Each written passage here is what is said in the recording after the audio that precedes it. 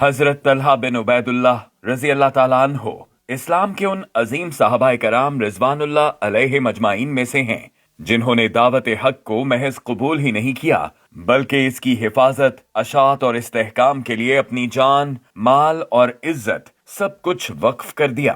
آپ رضی اللہ تعالیٰ عنہ قریش کے معزز قبیلے بنو تیم سے تعلق رکھتے تھے اور حضرت ابوبکر صدیق رضی اللہ تعالیٰ عنہ کی دعوت پر ابتدائی دور ہی میں اسلام قبول کر لیا۔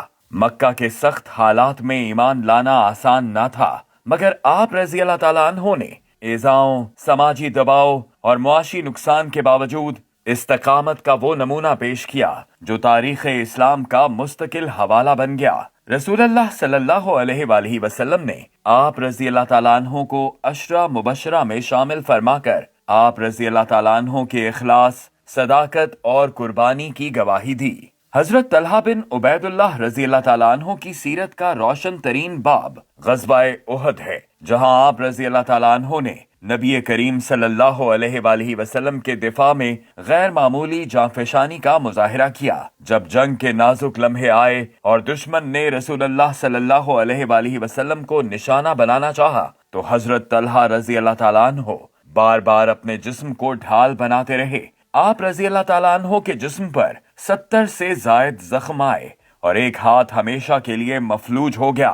اسی موقع پر رسول اللہ صلی اللہ علیہ وآلہ وسلم کا یہ ارشاد ملتا ہے، جس نے کسی زندہ شہید کو دیکھنا ہو وہ طلحہ بن عبیداللہ رضی اللہ تعالیٰ عنہ کو دیکھ لے۔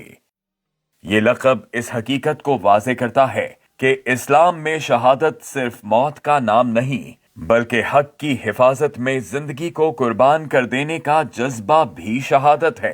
مالی معاملات میں حضرت طلحہ بن عبیداللہ رضی اللہ تعالیٰ عنہ سخاوت اور معاشرتی ذمہ داری کی اعلیٰ مثال تھے۔ آپ رضی اللہ تعالیٰ عنہ تجارت سے حاصل ہونے والی دولت کو ذاتی آسائش کے بجائے غربا، یتامى اور اجتماعی فلاح کے لیے خرچ کرتے تھے۔ آپ رضی اللہ تعالیٰ عنہ کے پاس مال آتا تو زیادہ دیر ٹھہرتا نہیں تھا بلکہ وہ فوراً ضرورت مندوں تک پہنچا دیا جاتا۔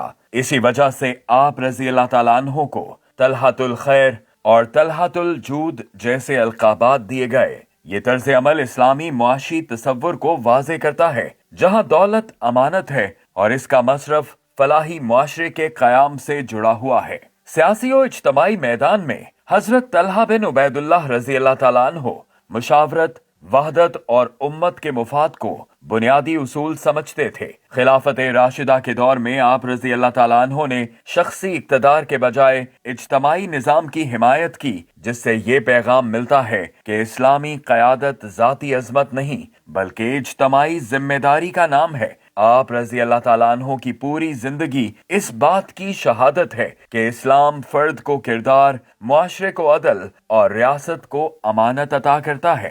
آج جب مسلم دنیا فکری انتشار، اخلاقی کمزوری اور قیادت کے بحران سے گزر رہی ہے، حضرت طلحہ بن عبیداللہ رضی اللہ تعالیٰ عنہ کی سیرت ہمیں یاد دلاتی ہے کہ قربانی، سخاوت اور اجتماعی شعور کے بغیر امت کی تعمیر ممکن نہیں۔ یہی اصول ہمیں اس نتیجے تک پہنچاتے ہیں کہ مسلمانوں کی عزت، وحدت اور عدل پر مبنی نظام صرف اسی وقت بحال ہو سکتا ہے جب امت دوبارہ خلافت راشدہ کے تصور کو زندہ کرے۔